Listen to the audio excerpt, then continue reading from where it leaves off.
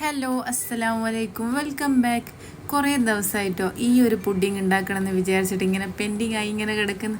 അപ്പോൾ പിന്നെ ഇന്ന് അതെന്നെ ട്രൈ ചെയ്തിട്ടോ. വയലിട്ട് അലിഞ്ഞു പോകും എന്നൊക്കെ പറയൂലേ, സത്യമായിട്ടോ ഭയങ്കര ടേസ്റ്റായിട്ട് ഇത് കഴിക്കാൻ. പക്ഷേ ഭയങ്കര സിമ്പിളായിട്ട് ഉണ്ടാക്കാനും പറ്റും കേട്ടോ.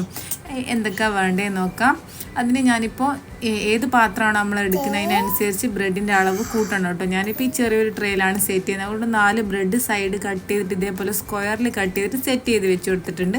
ഇനിയിപ്പോൾ ഇതാ കുറച്ച് ബട്ടറിൽ ഈ ബ്രെഡൊക്കെ ഒന്ന് പൊരിച്ചെടുക്കാം. നമുക്ക് ബട്ടറിൽ ഇതേപോലെ ഞാനിപ്പോൾ കുറച്ച് ബട്ടർ എടുത്തത്, അല്ലെങ്കിൽ നിങ്ങൾക്ക് കുറച്ചധികം ഓയിൽ ഒഴിച്ചിട്ട് കൂടെ നെയ്യും കൂടി ആഡ് ചെയ്തിട്ട് ഡീപ്പ് ഫ്രൈ ഇല്ലേ അങ്ങനെയും ചെയ്യാം കേട്ടോ.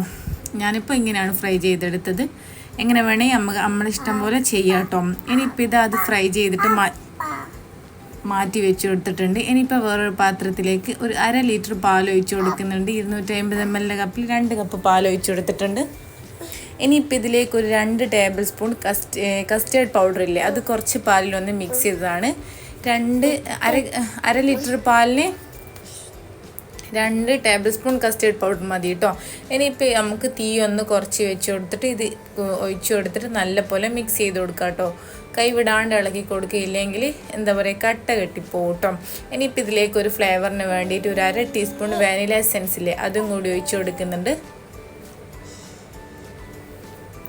എന്നിട്ട് നല്ല പോലെ ഇതൊന്ന് മിക്സ് ചെയ്ത് കൊടുക്കാം.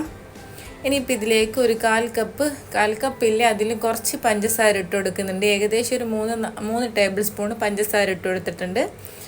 എന്നിട്ട് നല്ലോണം ഒന്ന് മിക്സ് ചെയ്ത് കൊടുക്കുക. ഈ ഒരു തിക്നെസ്സിലായിട്ട് ഉണ്ടാകുക.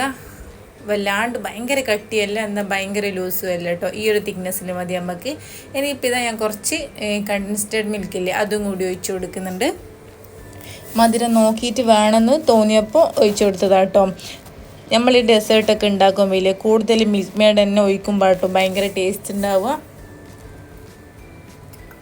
അപ്പോൾ ഇതാ ഈ ഒരു തിക്നെസ്സിൽ മതി. നമുക്കിനി ഫ്ലെയിം ഓഫ് ചെയ്ത് കൊടുക്കാം. അപ്പോൾ ഇതാ നേരത്തെ എടുത്ത് വെച്ച ബ്രെഡ് ഇല്ലേ, അത് ഇതേപോലെ ഞാൻ സെറ്റ് ചെയ്ത് കൊടുത്തിട്ടുണ്ട്. നമുക്കിതിന് ഇതിൻ്റെ മേലെ നല്ല ചൂടോടെ തന്നെ അങ്ങ് ഒഴിച്ചു കൊടുക്കാം കേട്ടോ.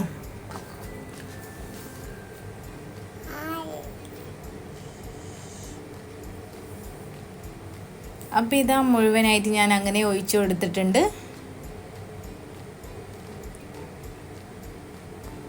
പെട്ടെന്നൊരു മധുരമൊക്കെ കഴിക്കണമെന്ന് തോന്നുമ്പോൾ ഇല്ലേ, ഉണ്ടാക്കാൻ പറ്റിയ ഒരു ഡെസേർട്ടാട്ടോ. ഭയങ്കര സിമ്പിളായിട്ട് ഉണ്ടാക്കാൻ പറ്റും. ബ്രെഡും ഈ കസ്റ്റേർഡ് പൗഡറൊക്കെ നമ്മളെ വീട്ടിൽ എപ്പോഴും ഉണ്ടാകുമല്ലോ, പാലും. അപ്പോൾ പിന്നെ നമുക്ക് പെട്ടെന്ന് ഉണ്ടാക്കാനും പറ്റും കേട്ടോ. ഇനിയിപ്പോൾ ഇതാ ഞാൻ ഇതിൻ്റെ മേലെ കുറച്ച് പിസ്തയില്ലേ, അത് പൊടിച്ചിട്ടിട്ട് കൊടുക്കുന്നുണ്ട്. നിങ്ങൾക്ക് എങ്ങനെ വേണേൽ ഡെക്കറേറ്റ് ചെയ്തെടുക്കുക കേട്ടോ. ബദാം ക്രഷ് ചെയ്തിട്ടിട്ട് കൊടുക്കുക, അല്ലെങ്കിൽ ഡ്രൈഡ് റോസ് പെറ്റൽസ് ഇല്ലേ, അങ്ങനെ വേണമെങ്കിലും ചെയ്യുക. അല്ലെങ്കിൽ സാഫ്രോൺ എന്ത് വേണമെങ്കിലും ഇട്ട് കൊടുക്കുക. അതൊക്കെ ഓരോരുത്തരുടെ താല്പര്യം പോലെ ചെയ്യാം കേട്ടോ. ഇനിയിപ്പോൾ ഇതാ നല്ല പോലെ ഞാൻ എന്താ പറയുക പിസ്ത പൊടിച്ചിട്ടിട്ട് കൊടുത്തിട്ടുണ്ട്. ഇനി നമുക്കിത് ഫ്രിഡ്ജിൽ വെച്ചിട്ട് ഒരു 2-4 മണിക്കൂറോളം നല്ല പോലെ തണുപ്പിച്ചതിന് ശേഷം ഇത് സെർവ് ചെയ്യാം കേട്ടോ. ഭയങ്കര ടേസ്റ്റ് ആയിട്ട് ഇത് കഴിക്കാൻ വെറുതെ പറയുകയല്ല, ട്രൈ ചെയ്ത് നിങ്ങൾക്ക് മനസ്സിലാവും കേട്ടോ. അപ്പോൾ എല്ലാവരും ട്രൈ ചെയ്ത് നോക്കി ഫീഡ്ബാക്ക് പറയണം കേട്ടോ. അപ്പോൾ ഓക്കെ, ബൈ.